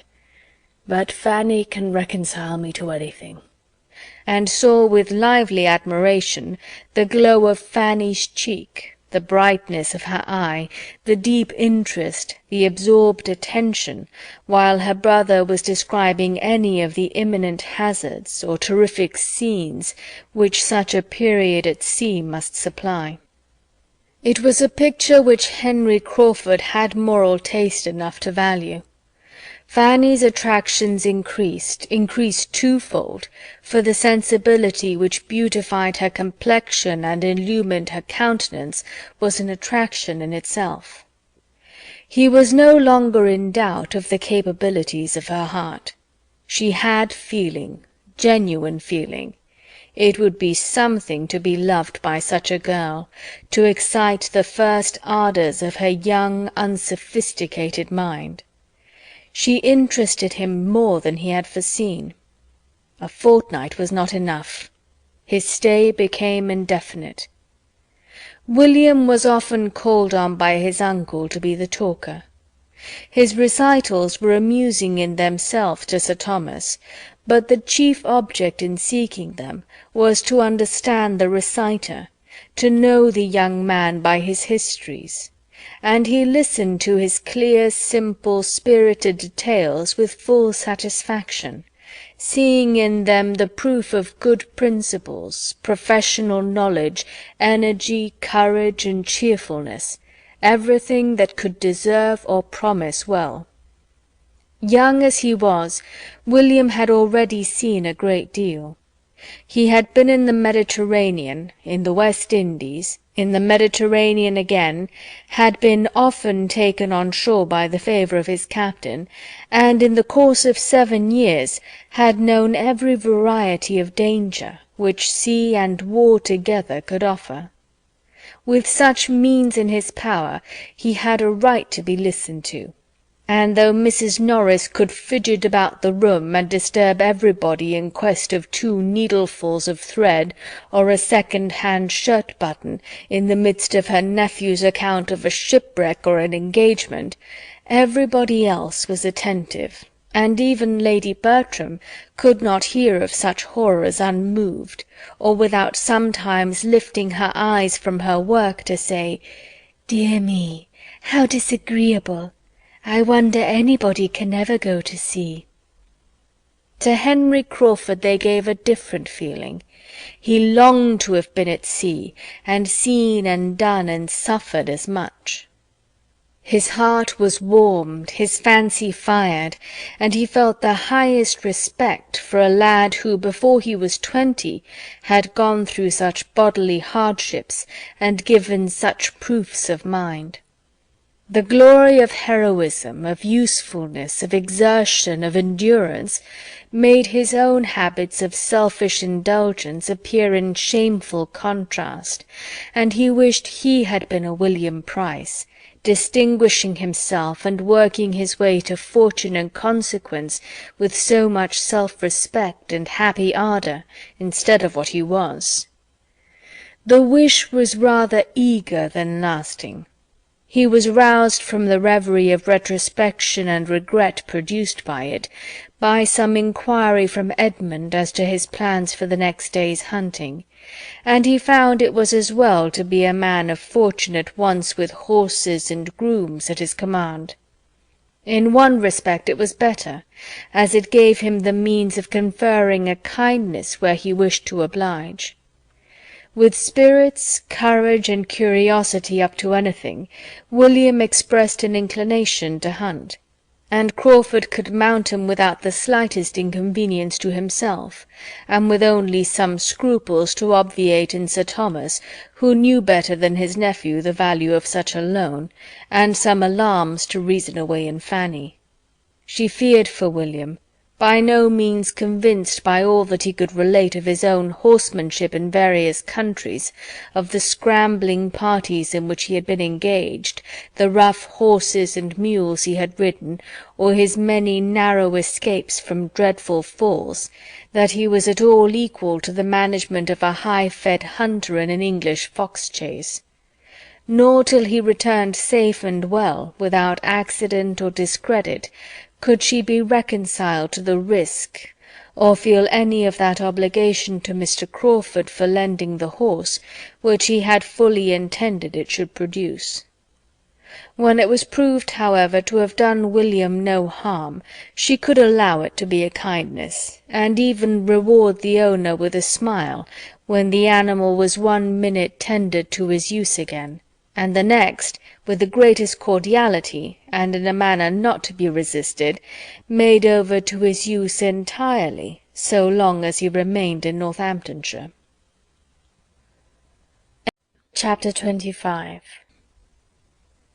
The intercourse of the 2 families was at this period more nearly restored to what it had been in the autumn than any member of the old intimacy had thought ever likely to be again. The return of Henry Crawford and the arrival of William Price had much to do with it, but much was still owing to Sir Thomas's more than toleration of the neighbourly attempts at the parsonage. His mind, now disengaged from the cares which had pressed on him at first, was at leisure to find the Grants and their young inmates really worth visiting, and though infinitely above scheming or contriving for any the most advantageous matrimonial establishment that could be among the apparent possibilities of any one most dear to him, and disdaining even as a littleness the being quick-sighted on such points, he could not avoid perceiving in a grand and careless way that Mr. Crawford was somewhat distinguishing his niece, nor perhaps refrain, though unconsciously, from giving a more willing assent to invitations on that account. His readiness, however, in agreeing to dine at the parsonage, when the general invitation was at last hazarded, after many debates and many doubts as to whether it were worth while, because Sir Thomas seemed so ill-inclined, and Lady Bertram was so indolent, proceeded from good breeding and good will alone, and had nothing to do with Mr. Crawford but as being one in an agreeable group. For it was in the course of that very visit that he first began to think that any one in the habit of such idle observations would have thought that Mr. Crawford was the admirer of Fanny Price. The meeting was generally felt to be a pleasant one, being composed in a good proportion of those who would talk and those who would listen, and the dinner itself was elegant and plentiful, according to the usual style of the Grants, and too much according to the usual habits of all to raise any emotion except in Mrs. Norris, who could never behold either the wide table or the number of dishes on it with patience, and who did always contrive to experience some evil from the passing of the servants behind her chair, and to bring away some fresh conviction of its being impossible among so many dishes but that some must be cold. In the evening it was found, according to the predetermination of Mrs. Grant and her sister, that after making up the whist-table there would remain sufficient for a round game, and everybody being as perfectly complying and without a choice as on such occasions they always are, speculation was decided on almost as soon as whist, and Lady Bertram soon found herself in the critical situation of being applied to for her own choice between the games, and being required either to draw a card for whist or not. She hesitated. Luckily Sir Thomas was at hand. "What shall I do, Sir Thomas? Whist and speculation, which will amuse me most?" Sir Thomas, after a moment's thought, recommended speculation. He was a whist-player himself, and perhaps might feel that it would not much amuse him to have her for a partner. "Very well," was her ladyship's contented answer. "Then speculation, if you please, Mrs. Grant. I know nothing about it, but Fanny must teach me." Here Fanny interposed, however, with anxious protestations of her own equal ignorance. She had never played the game, nor seen it played in her life, and Lady Bertram felt a moment's indecision again. But upon everybody's assuring her that nothing could be so easy, that it was the easiest game on the cards, and Henry Crawford stepping forward with a most earnest request to be allowed to sit between her ladyship and Miss Price, and teach them both, it was so settled.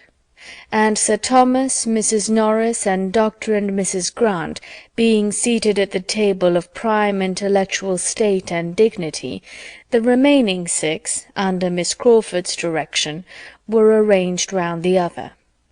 It was a fine arrangement for Henry Crawford, who was close to Fanny, and with his hands full of business, having 2 persons' cards to manage as well as his own, for though it was impossible for Fanny not to feel herself mistress of the rules of the game in 3 minutes, he had yet to inspirit her play, sharpen her avarice, and harden her heart, which, especially in any competition with William, was a work of some difficulty, and as for Lady Bertram, he must continue in charge of all her fame and fortune through the whole evening, and if quick enough to keep her from looking at her cards when the deal began, must direct her in whatever was to be done with them to the end of it. He was in high spirits, doing everything with happy ease, and preeminent in all the lively turns, quick resources, and playful impudence that could do honour to the game, and the round table was altogether a very comfortable contrast to the steady sobriety and orderly silence of the other. Twice had Sir Thomas inquired into the enjoyment and success of his lady, but in vain. No pause was long enough for the time his measured manner needed, and very little of her state could be known till Mrs. Grant was able, at the end of the first rubber, to go to her and pay her compliments. "I hope your ladyship is pleased with the game?" "Oh dear, yes, very entertaining indeed. A very odd game. I do not know what it is all about. I am never to see my cards, and Mr. Crawford does all the rest." "Bertram," said Crawford some time afterwards, taking the opportunity of a little languor in the game, "I have never told you what happened to me yesterday in my ride home." They had been hunting together, and were in the midst of a good run, and at some distance from Mansfield, when his horse being found to have flung a shoe, Henry Crawford had been obliged to give up, and make the best of his way back. "I told you I lost my way after passing that old farmhouse, with the yew trees, because I can never bear to ask, but I have not told you, that with my usual luck, for I never do wrong without gaining by it, I found myself in due time in the very place which I had a curiosity to see. I was suddenly, upon turning the corner of a steepish downy field, in the midst of a retired little village between gently rising hills, a small stream before me to be forded, a church standing on a sort of knoll to my right, which church was strikingly large and handsome for the place, and not a gentleman nor half a gentleman's house to be seen excepting one, to be presumed the parsonage, within a stone's throw of the said knoll and church. I found myself, in short, in Thornton Lacey." "It sounds like it," said Edmund, "but which way did you turn after passing Sewell's farm?" "I answer no such irrelevant and insidious questions, though were I to answer all that you could put in the course of an hour, you would never be able to prove that it was not Thornton Lacey, for such it certainly was." "You inquired, then?" "No, I never inquire, but I told a man mending a hedge that it was Thornton Lacey, and he agreed to it." "You have a good memory. I had forgotten having ever told you half so much of the place." Thornton Lacey was the name of his impending living, as Miss Crawford well knew, and her interest in a negotiation for William Price's knave increased. "Well," continued Edmund, "and how did you like what you saw?" "Very much indeed. You are a lucky fellow. There will be work for 5 summers at least before the place is livable." "No, no, not so bad as that. The farmyard must be moved, I grant you, but I am not aware of anything else. The house is by no means bad, and when the yard is removed, there may be a very tolerable approach to it." "The farmyard must be cleared away entirely, and planted up to shut out the blacksmith shop. The house must be turned to front the east instead of the north. The entrance and principal rooms, I mean, must be on that side, where the view is really very pretty. I am sure it may be done. And there must be your approach, through what is at present the garden. You must make you a new garden at what is now the back of the house, which will be giving it the best aspect in the world, sloping to the south-east. The ground seems precisely formed for it. I rode 50 yards up the lane between the church and the house in order to look about me, and saw how it might all be. Nothing can be easier. The meadows beyond what will be the garden, as well as what now is, sweeping round from the lane I stood in to the north-east, that is, to the principal road through the village, must be all laid together, of course. Very pretty meadows they are, finely sprinkled with timber. They belong to the living, I suppose. If not, you must purchase them. Then the stream, something must be done with the stream, but I could not quite determine what. I had 2 or 3 ideas." "And I have 2 or 3 ideas also," said Edmund, "and one of them is that very little of your plan for Thornton Lacey will ever be put into practice. I must be satisfied with rather less ornament and beauty. I think the house and premises may be made comfortable, and given the air of a gentleman's residence without any very heavy expense, and that must suffice me, and I hope may suffice all who care about me." Miss Crawford, a little suspicious and resentful of a certain tone of voice and a certain half-look attending the last expression of his hope, made a hasty finish of her dealings with William Price, and securing his knave at an exorbitant rate, exclaimed, "There, I will stake my last like a woman of spirit. No cold prudence for me. I am not born to sit still and do nothing. If I lose the game, it shall not be from not striving for it." The game was hers, and only did not pay her for what she had given to secure it. Another deal proceeded, and Crawford began again about Thornton Lacey. "My plan may not be the best possible, I had not many minutes to form it, but you must do a good deal. The place deserves it, and you will find yourself not satisfied with much less than it is capable of. Excuse me, your ladyship must not see your cards. There, let them lie just before you. The place deserves it, Bertram. You talk of giving it the air of a gentleman's residence. That will be done by the removal of the farmyard, for independent of that terrible nuisance, I never saw a house of the kind which had in itself so much the air of a gentleman's residence, so much the look of a something above a mere parsonage house, above the expenditure of a few hundreds a year. It is not a scrambling collection of low single rooms, with as many roofs as windows. It is not cramped into the vulgar compactness of a square farmhouse. It is a solid-walled, roomy, mansion-like looking house, such as one might suppose a respectable old country family had lived in from generation to generation, through 2 centuries at least, and were now spending from 2,000 to 3,000 a year in. Miss Crawford listened, and Edmund agreed to this.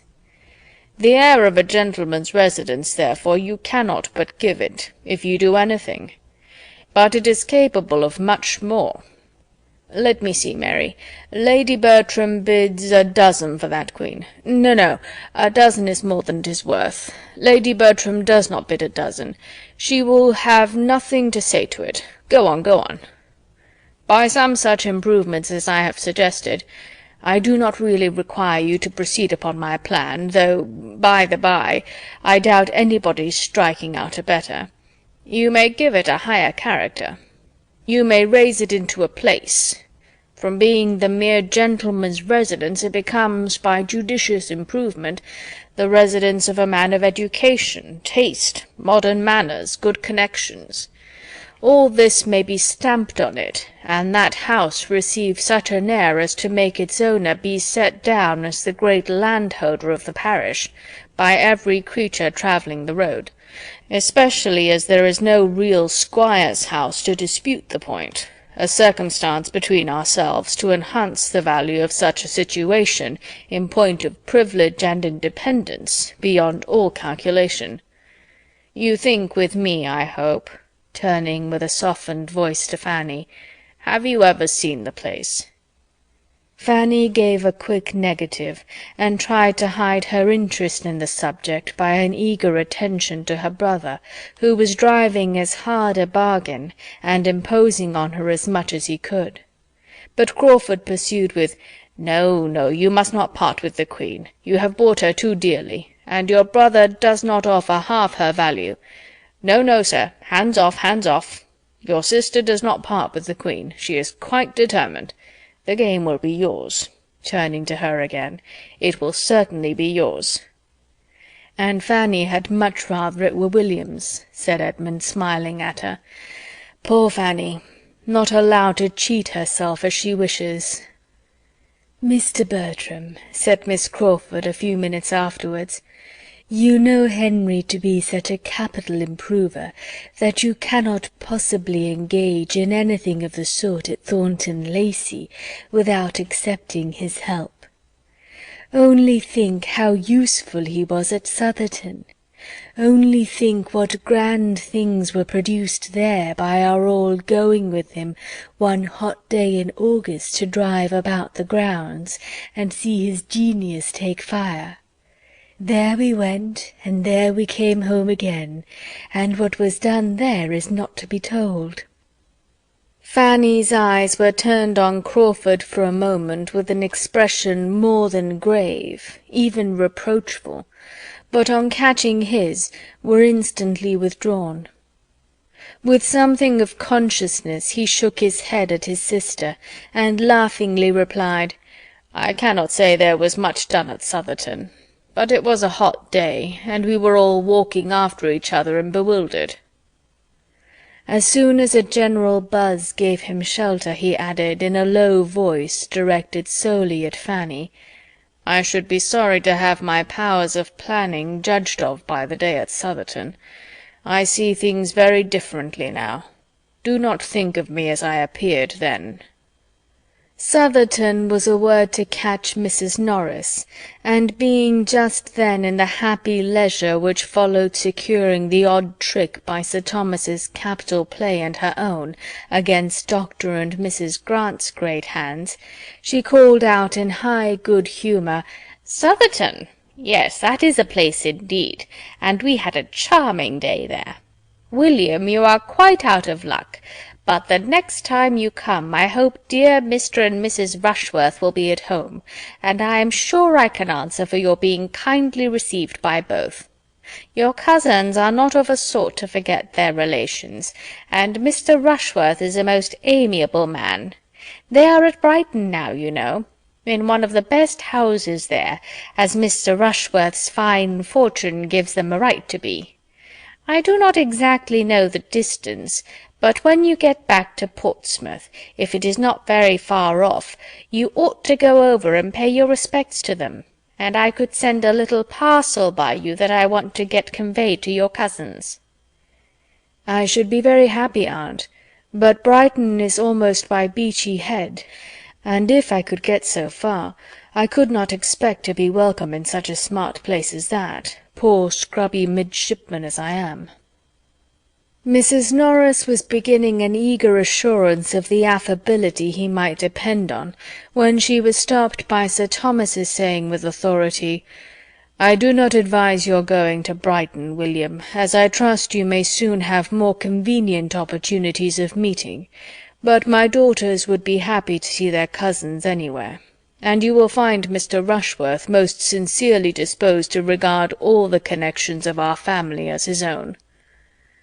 "I would rather find him private secretary to the First Lord than anything else," was William's only answer in an under voice not meant to reach far, and the subject was dropped. As yet Sir Thomas had seen nothing to remark in Mr. Crawford's behaviour, but when the whist-table broke up at the end of the second rubber, and leaving Dr. Grant and Mrs. Norris to dispute over their last play, he became a looker-on at the other. He found his niece the object of attentions, or rather of professions, of a somewhat pointed character. Henry Crawford was in the first glow of another scheme about Thornton Lacey, and, not being able to catch Edmund's ear, was detailing it to his fair neighbour with a look of considerable earnestness. His scheme was to rent the house himself the following winter, that he might have a home of his own in that neighbourhood. And it was not merely for the use of it in the hunting season, as he was then telling her, though that consideration had certainly some weight, feeling as he did, that in spite of all Dr. Grant's very great kindness, it was impossible for him and his horses to be accommodated where they were now, without material inconvenience. But his attachment to that neighbourhood did not depend upon one amusement, or one season of the year. He had set his heart upon having a something there that he could come to at any time, a little home-stall at his command, where all the holidays of his year might be spent, and he might find himself continuing, improving, and perfecting that friendship and intimacy with the Mansfield Park family which was increasing in value to him every day. Sir Thomas heard and was not offended. There was no want of respect in the young man's address, and Fanny's reception of it was so proper and modest, so calm and uninviting, that he had nothing to censure in her. She said little, assented only here and there, and betrayed no inclination either of appropriating any part of the compliment to herself, or of strengthening his views in favour of Northamptonshire. Finding by whom he was observed, Henry Crawford addressed himself on the same subject to Sir Thomas, in a more every-day tone, but still with feeling. "I want to be your neighbour, Sir Thomas, as you have perhaps heard me telling Miss Price.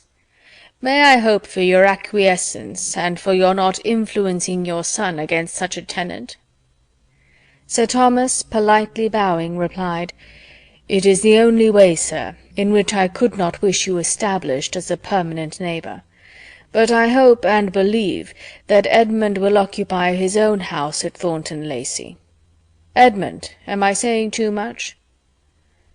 Edmund on this appeal had first to hear what was going on, but on understanding the question was at no loss for an answer. "Certainly, sir. I have no idea but of residence. But, Crawford, though I refuse you as a tenant, come to me as a friend.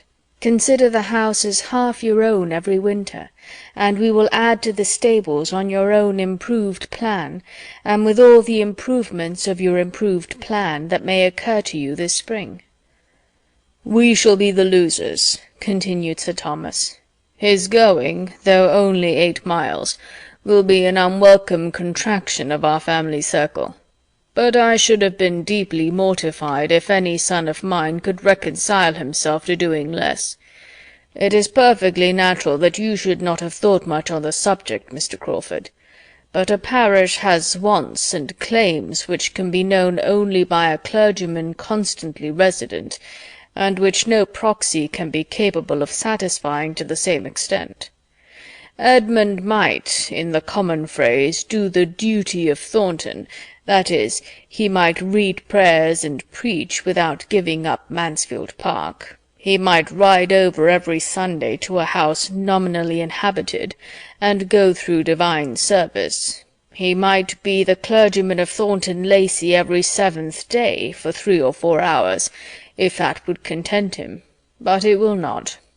He knows that human nature needs more lessons than a weekly sermon can convey, and that, if he does not live among his parishioners, and prove himself by constant attention their well-wisher and friend, he does very little for either their good or his own."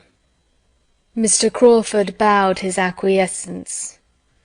"I repeat again," added Sir Thomas, "that Thornton Lacey is the only house in the neighbourhood in which I should not be happy to wait on Mr. Crawford as occupier." Mr. Crawford bowed his thanks. "Sir Thomas," said Edmund, "undoubtedly understands the duty of a parish priest. We must hope his son may prove that he knows it too." Whatever effect Sir Thomas's little harangue might really produce on Mr. Crawford, it raised some awkward sensations in 2 of the others, 2 of his most attentive listeners, Miss Crawford and Fanny. One of whom, having never before understood that Thornton was so soon and so completely to be his home, was pondering with downcast eyes on what it would be not to see Edmund every day; and the other, startled from the agreeable fancy she had been previously indulging on the strength of her brother's description, no longer able, in the picture she had been forming of a future Thornton, to shut out the church, sink the clergyman, and see only the respectable, elegant, modernized, and occasional residence of a man of independent fortune, was considering Sir Thomas with decided ill will, as the destroyer of all this, and suffering the more from that involuntary forbearance which his character and manner commanded, and from not daring to relieve herself by a single attempt at throwing ridicule on his cause. All the agreeable of her speculation was over for that hour. It was time to have done with cards, if sermons prevailed, and she was glad to find it necessary to come to a conclusion, and be able to refresh her spirits by a change of place and neighbour. The chief of the party were now collected irregularly round the fire, and waiting the final break-up. William and Fanny were the most detached. They remained together at the otherwise deserted card-table, talking very comfortably and not thinking of the rest, till some of the rest began to think of them. Henry Crawford's chair was the first to be given a direction towards them, and he sat silently observing them for a few minutes, himself in the meanwhile observed by Sir Thomas, who was standing in chat with Dr. Grant. "This is the assembly night," said William. "If I were at Portsmouth, I should be at it, perhaps." "But you do not wish yourself at Portsmouth, William?" "No, Fanny, that I do not. I shall soon have enough of Portsmouth, and of dancing too, when I cannot have you. And I do not know that there would be any good in going to the assembly, for I might not get a partner. The Portsmouth girls turn up their noses at anybody who has not a commission. One might as well be nothing as a midshipman. One is nothing indeed. You remember the Gregorys. They are grown up amazing fine girls, but they will hardly speak to me, because Lucy is courted by a lieutenant." "Oh, shame, shame! But never mind it, William," her own cheeks in a glow of indignation as she spoke. "It is not worth minding. It is no reflection on you. It is no more than what the greatest admirals have all experienced more or less in their time. You must think of that. You must try to make up your mind to it as one of the hardships which fall to every sailor's share, like bad weather and hard living, only with this advantage, that there will be an end to it, that there will come a time when you will have nothing of that sort to endure. When you are a lieutenant! Only think, William, when you are a lieutenant, how little you will care for any nonsense of this kind." "I begin to think I shall never be a lieutenant, Fanny. Everybody gets made but me." "Oh, my dear William, do not talk so, do not be so desponding.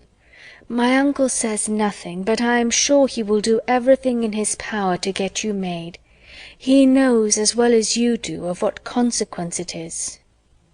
She was checked by the sight of her uncle much nearer to them than she had any suspicion of, and each found it necessary to talk of something else. "Are you fond of dancing, Fanny?" "Yes, very, only I am soon tired." "I should like to go to a ball with you and see you dance. Have you never any balls at Northampton? I should like to see you dance, and I'd dance with you if you would, for nobody would know who I was there, and I should like to be your partner once more. We used to jump about together many a time, did not we, when the hand-organ was in the street? I am a pretty good dancer in my way, but I dare say you are a better."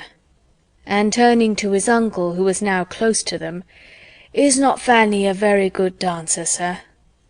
Fanny, in dismay at such an unprecedented question, did not know which way to look, or how to be prepared for the answer. Some very grave reproof, or at least the coldest expression of indifference, must be coming to distress her brother and sink her to the ground. But on the contrary, it was no worse than, "I am sorry to say that I am unable to answer your question. I have never seen Fanny dance since she was a little girl, but I trust we shall both think she acquits herself like a gentlewoman when we do see her, which perhaps we may have an opportunity of doing ere long." "I have had the pleasure of seeing your sister dance, Mr. Price," said Henry Crawford, leaning forward, and will engage to answer every inquiry which you can make on the subject, to your entire satisfaction. But I believe," seeing Fanny look distressed, "it must be at some other time. There is one person in company who does not like to have Miss Price spoken of." True enough, he had once seen Fanny dance, and it was equally true that he would now have answered for her gliding about with quiet, light elegance and in admirable time; but in fact he could not for the life of him recall what her dancing had been, and rather took it for granted that she had been present than remembered anything about her. He passed, however, for an admirer of her dancing, and Sir Thomas, by no means displeased, prolonged the conversation on dancing in general, and was so well engaged in describing the balls of Antigua, and listening to what his nephew could relate of the different modes of dancing which had fallen within his observation, that he had not heard his carriage announced, and was first called to the knowledge of it by the bustle of Mrs. Norris. "Come, Fanny, come, what are you about? We are going. Do not you see your aunt is going? Quick, quick! I cannot bear to keep good old Wilcox waiting. You should always remember the coachman and horses. My dear Sir Thomas, we have settled it that the carriage should come back for you and Edmund and William." Sir Thomas could not dissent, as it had been his own arrangement, previously communicated to his wife and sister, but that seemed forgotten by Mrs. Norris, who must fancy that she settled it all herself. Fanny's last feeling in the visit was disappointment, for the shawl which Edmund was quietly taking from the servant to bring and put round her shoulders was seized by Mr. Crawford's quicker hand, and she was obliged to be indebted to his more prominent attention.